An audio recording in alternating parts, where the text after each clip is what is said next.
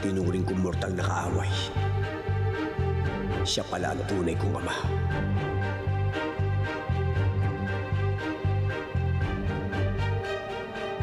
Hindi ko alam kung mapapatawad kita sa ginawa mo sa aking ina.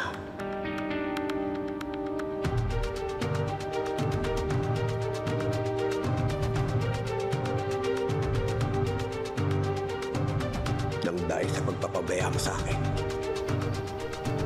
matinding pasakit at paghihirap ang dinanas ko sa kamay ni Rigor.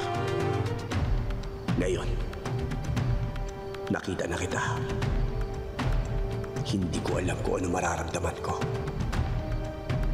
Kung dapat ba kitang tanggapin bilang ama o dapat kitang kamuhian bilang kaaway.